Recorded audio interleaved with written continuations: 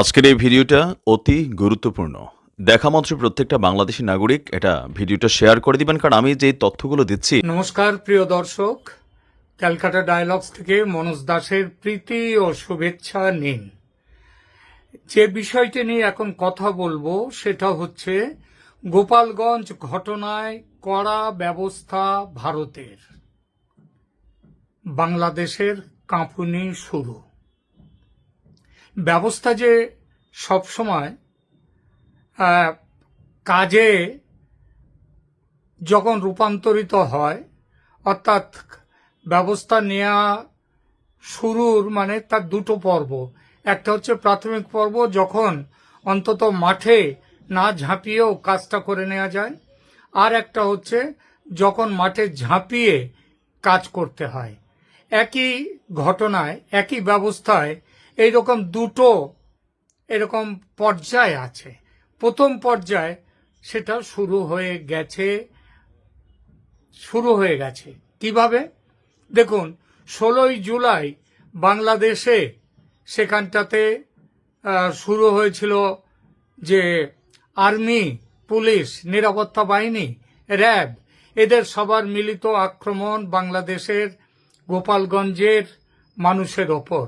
এই আক্রমণের পেছনের কারণটা নতুন করে বলার দরকার নেই। শেখ মুজিবের যে সমাধিস্থল, তার কাছাকাছি জায়গাতে পৌর উদ্যানে সেখানে মিটিং ডেকেছিল, জনসভা ডেকেছিল এনসিপি দল, যারা হচ্ছে বাংলাদেশের মোহাম্মদ ইউনূসের বকলমের সরকারি দল। সেই এনসিপি তারা সেদিন সেখানটাতে নেমেছিল যে মুজিবের সমাধিস্থল গিয়ে ভাঙবে। যেভাবে ঢাকাতে ভেঙেছিল মুজিবের ভাস্কর্য, যেভাবে ভেঙেছে 32 নম্বর, সেই একইভাবে এখানটায় গিয়ে করা হবে। এইটাই ভেবেছিল, ভাঙা হবে মুজিবের সমাধি। সেখানে গিয়েছিল এবং যে এনসিপির যে নেতা এবং সামান্য কিছু কর্মী সেখানে হাজির হয়েছিল, তারা যখন ধাওয়া খেয়ে যখন পালাচ্ছে, আর্মির সাঁজোয়া গাড়িতে তারা আশ্রয় নিয়েছিল। তারপর কি করেছিল আর্মি তারপরে নেমে পড়েছে অপারেশনে। সেটা গোপালগঞ্জ থেকে আওয়ামী লীগকে মুছে দেওয়ার অপারেশন। আওয়ামী লীগের যে সমর্থক কর্মী গোপালগঞ্জ জুড়ে রয়েছে, মুজিবের জন্মভূমি, বাসভূমি, সেইখানটাতে তারা আক্রমণ চালিয়েছে। সারা দিন সারা রাত ধরে কার্পুর আড়ালে প্রচুর মানুষকে তারা নিয়ে গেছে, তাদের নিখোঁজ হয়ে গেছে, যাকে বলা হয় গুম করেছে। সেই গুম করা হয়েছে, বহু মানুষকে নিহত হয়েছে। এখনো অবধি যা জানা যাচ্ছে সেটা হচ্ছে 30 জন মানুষ নিহত হয়েছে বলে বেসরকারি বিভিন্ন সূত্র উদ্ধৃত করছে, তারা জানাচ্ছে। আর হাজারের ওপরে মানুষ গুম হয়ে গেছে, নিখোঁজ বহু মানুষ। এই ঘটনা স্বাভাবিকভাবেই ভারতকে স্বস্তি দেয়নি, স্বস্তি দেওয়ার কথা নয়। ভারত অপেক্ষাও করছিল যে বাংলাদেশে এই রকম কোনো ঘটনা যদি ঘটে তাহলেই বাংলাদেশে তাদের হস্তক্ষেপের প্রয়োজন হতে পারে। কারণ এমনিতে এটা তো পাকিস্তানের বিরুদ্ধে লড়াই নয়, বাংলাদেশের মুক্তিযুদ্ধের, এটা হচ্ছে বাংলাদেশের ভেতরের গৃহযুদ্ধ। সেই গৃহযুদ্ধটা এতদিনে বাঁধেনি, এবার বেঁধে গেল। গোপালগঞ্জ পথ খুলে দিল। এবং এইটা হওয়ার পর ভারত সরকার তাদের বিদেশ দপ্তর কিভাবে এই ঘটনাকে তারা বলেছে, এই ঘটনার ব্যাখ্যা তারা দিয়েছে, এই ঘটনায় তাদের প্রতিক্রিয়া জানিয়েছে, সেইটা একবার দেখুন। ভারতের পররাষ্ট্র দপ্তর থেকে রণধীর জয়সওয়াল তিনি এই ব্যাপারে কি বলেছেন একবার শুনুন। We follow all developments in our region closely and take cognizance of what's happening there. And accordingly, we take action if required on our side. Regarding Satyajit Ray's building, yes, we have seen a press release issued by the Bangladesh Foreign Ministry. যেটা তিনি বললেন তার অর্থ বাংলাদেশে কি ঘটছে ভারত তার দিকে কড়া নজর রেখেছে, এবং এই নজর রাখা নয়, যে ব্যবস্থা প্রয়োজনীয় মনে হবে, যে ব্যবস্থা প্রয়োজনীয় হবে সেটা সেই ব্যবস্থা নেবে ভারত। এতদিন বাংলাদেশে যা ঘটেছে সে ব্যাপারে ভারত কোনোদিনই বলেনি যে তারা এইভাবে কড়া কথাটা, যে ব্যবস্থা নেবে ভারত, এই কথাটা কোনোদিন কিন্তু বলেনি। এবার সেটা বলল, এবং এরপরে আরও সেটা হচ্ছে এই যে প্রতিক্রিয়া ভারত দেখিয়েছে, সেখানে বলেছে যে বাংলাদেশে নির্বাচন করতে হবে, এবং তার ভাষাটা হচ্ছে India called for inclusive Bangladesh elections a day after violent clashes erupted in Gopalganj between NCP and Awami League supporters. Awami লীগের সাপোর্টার এবং এনসিপির সাপোর্টারদের মধ্যে এনসিপির যে গোলমাল হয়েছিল, আসলে গোলমালটা তো তা হয়নি, তারা তো পালিয়েছিল, তারা কোনো প্রতিরোধও করেনি, পালিয়েছিল এনসিপি। গোলমালটা হয়েছে পুলিশ, মিলিটারি, এই নিরাপত্তা বাহিনীর সঙ্গে। MEA spokesperson Randhir Jaiswal stressed India's position that Bangladesh's election should include all stakeholders without exclusion. কি বলেছে? আমাদের পররাষ্ট্র দপ্তরের যিনি পররাষ্ট্র দপ্তরের মুখপাত্র রণধীর জয়সওয়াল, তিনি বলেছেন ইন্ডিয়া চায় ভারতে সমস্ত দলকে নিয়ে, যারা স্টেক হোল্ডার যারা রয়েছে সবাইকে নিয়ে নির্বাচন করবার জন্য ফ্রি অ্যান্ড ফেয়ার ইলেকশন। অর্থাৎ ভারতের তরফ থেকে দুটো প্রতিক্রিয়ায় দুটো জিনিস বলা হয়েছে। একটা হচ্ছে বাংলাদেশের ব্যাপারে ভারত চুপ করে থাকতে পারে না, বাংলাদেশে যেটা ঘটেছে তার জন্য ভারত উপযুক্ত ব্যবস্থা নেবে, এক। দুই, সেটা হচ্ছে ভারত চায় বাংলাদেশে অতি শীঘ্র জলদি সেখানে ইলেকশন হোক, এবং সেই ইলেকশনে আওয়ামী লীগও থাকবে। আওয়ামী লীগের নাম করেনি, কিন্তু যেটা বলেছে তার অর্থ হচ্ছে আওয়ামী লীগকেও সেই ইলেকশনে রাখতে হবে। তো এইভাবে ইলেকশন করতে হবে। তো এই যেটা বললেন ভারতের পররাষ্ট্র দপ্তর, এইটা শুনবার পর বাংলাদেশে থরহরি কম্প লেগে গেছে। কিরকম থরহরি কম্প? দেখুন, আমরা এই যে 16 জুলাই যে ঘটনাটা ঘটে, যেদিন মার্চ টু গোপালগঞ্জ অর্থাৎ গোপালগঞ্জ অভিযান হয়, সেই দিনই তার আগের দিন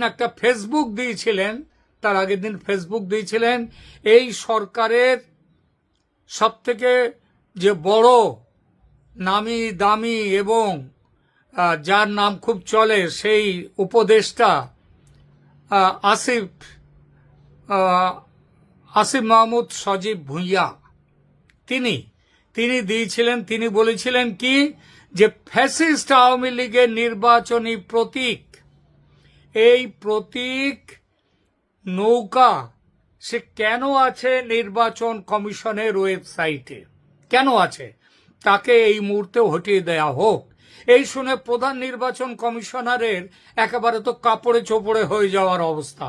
বলা তো যায় না, বিদেশ যাত্রায় যার ব্যাগের ভেতর গুলিগুলা থাকে, সে যদি গুলির সঙ্গে ওই গুলি চালানোর যন্ত্রটা নিয়ে হাজির হয় নির্বাচন কমিশনে, কৈফিয়ত চায় নির্বাচন কমিশনারের কাছে, এই মশাই আমাদের সরকার ফ্যাসিস্ট পার্টিকে নিষিদ্ধ করেছে, তবু নির্বাচন কমিশনের ওয়েবসাইটে সেই ফ্যাসিস্ট দলের প্রতীক নৌকো রাখার সাহস আপনার কেন হলো, কোত্থেকে হলো বলুন। এবং সেটা বলতে বলতে কোনো জবাবের অপেক্ষাও দরকার নেই বাংলাদেশের যা অবস্থা এখন। কারণ প্রাক্তন নির্বাচন কমিশনারকে গলায় জুতোর মালা পরিয়ে তার মুখে গালে শরীরে জুতোর বাড়ি মারতে মারতে যে দেশে নিয়ে যাওয়া যায়, সেখানে প্রাক্তন নির্বাচন কমিশনারের এই হাল হলে বর্তমান নির্বাচন কমিশনকে তার বুকে ওই যে যন্ত্র ঠেকিয়ে যদি একটা দ্রুম দ্রাম করে দেয়া যায় তাহলে বাঁচাবার কিন্তু কেউ নেই। আর মরে গেলে পোস্টমর্টেম যে হবে তারও কোনো নিশ্চয়তা নেই। কারণ এই যে দেখুন গোপালগঞ্জে মরে গেছে, তাদের কিন্তু পোস্টমর্টেম হয়নি। তাদের পোস্টমর্টেম হয়নি বলে যখন জাতিসংঘ ক্ষেপে গেছে, জাতিসংঘ জবাব চাইছে এই ঘটনার, তখন বলছে বাংলাদেশ নির্লজ্জের মতো, সেটা হচ্ছে যে মিলিটারির গুলিতে কারোর মৃত্যু হয়নি। কারণ এর তো পুরনো ইতিহাস রয়েছে না। 5ই জুলাই 5ই আগস্টের সময় তারা তো তাদের নিজেদের গুলিগোল্লা বন্দুক থেকে, রাইফেল থেকে, পিস্তল থেকে তারা গুলি চালিয়ে মানুষ মেরেছে, দোষ চাপিয়েছে আওয়ামী লীগের ঘাড়ে, শেখ হাসিনার ঘাড়ে, এখনো সেই জিনিস। এবং পোস্টমর্টেম না হলে সুইসাইড কেস বলে ওই যে নির্বাচন কমিশনারের তার ডেথটা, তার মৃত্যু সুইসাইড কেসও বলা যায়। ওই যে লাইভ কাটিস পাওয়া গেল আসিফ মোহাম্মদ ভুঁইয়ার ব্যাগের ভেতরে, কেউ কি তার একটা লোম পর্যন্ত স্পর্শ করতে পেরেছে? ইউনূস পারেনি, ওয়াকার পারেনি, কেউ পারেনি। সুতরাং নির্বাচন কমিশনার আর কোন রকম, মুখ্য নির্বাচন কমিশনার তিনি আর কোনো দেরি করেননি। পরদিনই ছিল গোপালগঞ্জ অভিযান। গোপালগঞ্জ অভিযানে তিনি সাথে সাথেই করে দিয়েছেন কি, গোপালগঞ্জ অভিযানের দিনই তিনি নির্বাচন কমিশনারের ওয়েবসাইট থেকে তিনি নৌকো প্রতীকটা তুলে দিয়েছেন। তুলে তো দিলেন, তারপরে মজাটা কি জানেন? 17 তারিখে যখন ভারত সরকারের বিদেশ দপ্তর যখন করলো এই এটা সাংবাদিক বৈঠক, সেই সাংবাদিক বৈঠকে বলে দিয়ে দিল ভারত সব লক্ষ্য করছে এবং নির্বাচন চায়, free, fair and inclusive election, যেখানে আওয়ামী লীগকে থাকতে হবে। এই দুয়ে মিলে কি এফেক্ট হলো জানেন? এফেক্টটা হলো ওই নির্বাচন কমিশনার যিনি তার আগের দিন নির্বাচন কমিশনের ওয়েবসাইট থেকে মুছে দিয়েছিলেন নৌকো প্রতীক, সেই নৌকো প্রতীককে আবার সেখানে নিয়ে এলেন। অ্যাকশন, ভারত সরকারের অ্যাকশনের ডাইরেক্ট রেজাল্ট এটা। শুধু এখানে নয়। আচ্ছা, 16 তারিখের ঘটনার পর আপনারা কি দেখতে পেয়েছেন বাংলাদেশের সেনাপ্রধান মোহাম্মদ ওয়াকার কোথায় কি করছেন? চারদিকে একটা রব উঠেছে। আমার বিভিন্ন চ্যানেলে আমি যে সমস্ত প্রতিবেদন দিয়েছি সেখানে কমেন্ট সেকশনে অনেকেই লিখেছেন তাকে গৃহবন্দী করে রাখা হয়েছে। গৃহবন্দীও তিনি হতেই পারেন, কারণ বাংলাদেশে যা চলছে এখন তাতে গৃহবন্দী হওয়াটা কোনো বড় ব্যাপার নয়। তিনি একসময় যাদের গৃহবন্দী করেছেন তারা এখন তাকে গৃহবন্দী করতে পারেন। সুতরাং তাহলে কি ব্যাপারটা দাঁড়ালো? কিন্তু আমার তা মনে হয় না। আমার মনে হয় ভারতের হুমকিতে ভয় পেয়ে গেছেন মহামান্য আর্মি চিফ জেনারেল ওয়াকারুজ্জামান। আর ভয় পেয়ে ওই বিশ্বাসঘাতকদের তো সাহস থাকে না, বেঈমানদের কোনোদিন সাহস থাকে না, তিনি ঘাপটি মেরে লুকিয়ে আছেন কোথাও, ওই সেনানিবাসেই লুকিয়ে আছেন। তো এই যে সেনাপ্রধান কেন ঘাপটি মেরেছেন, সেনাপ্রধানের মুখে কেন কথা নেই, তার কারণ ওই যে ভারত বলেছে কড়া নজর রেখেছে এবং ব্যবস্থা নিতে দেরি করবে না ভারত। এই দেরি করবে না কথাটা মুখের কথা, এমনিতেই ভারত অলরেডি ব্যবস্থা নেওয়া শুরু করে দিয়েছে। ওরা তো ভয় পেয়ে, নির্বাচন কমিশনার কি করেছেন সেটার কথা ছেড়ে দিলাম, ভয় পেয়ে যে সেনাপ্রধান তিনি লুকিয়ে গেছেন, পালিয়ে রয়েছেন, তার কথাও ছেড়ে দিলাম। শুনুন আরো, সেটা হচ্ছে ওই যে গোপালগঞ্জ ভারতীয় সীমানার খুব কাছাকাছি, এবং গোপালগঞ্জ যেখানে এই ঘটনা ঘটেছে সেখান থেকেই ভারত বাংলাদেশে যা ব্যবস্থা নেয়ার শুরু করে দেবে। শিগগিরই শুরু হয়ে গেছে অলরেডি। আমাদের খুলনা গোপালগঞ্জের কাছাকাছি যে ভারত সীমান্ত, সেখানে ভারত তাদের যুদ্ধ অস্ত্র ওই সমস্ত কিছু সমাবেশ করা শুরু করে দিয়েছে। তার মানে এই নয় যে ওই আমাদের ওখান থেকে উঠে এলো শিলিগুড়ি করিডর থেকে, চিকেন স্নেক থেকে উঠে, সেখান থেকে হাসিমারা থেকে উঠেই নিয়ে আসছে, এমন কোনো কারণ নেই। ভারত এখন অস্ত্রশস্ত্রে এতটাই শক্তিশালী যে তারা সমস্ত জায়গার, বাংলাদেশ তো তাদের কাছে পিঁপড়ে। এতদিন ওই যে বারবার আমি একটা কথা বলেছি, মুক্তিযুদ্ধের সময় সেখানে পাকিস্তানের সাথে লড়াইটা হয়েছিল, কিন্তু এখন লড়াইটা ঘরের লোকের সঙ্গে, এবং বাংলাদেশে যে কোনোভাবে ঝাঁপিয়ে পড়তে পারে না, যখন খুশি ঝাঁপিয়ে পড়তে পারে না ভারত। তার জন্য কিছু কারণের দরকার হয়। সুখের কথা, গোপালগঞ্জ যদি অত্যন্ত দুঃখজনক ঘটনা, তবু অন্তত ইতিহাসের দিক নির্দেশ করবার জন্য গোপালগঞ্জের অনেক বড় ভূমিকা।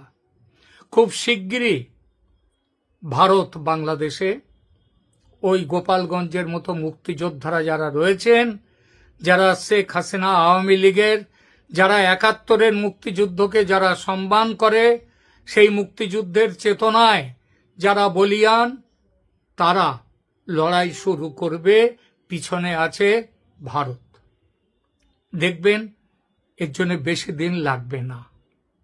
আপাতত এখানেই রাখছি। ভালো থাকবেন। ধন্যবাদ।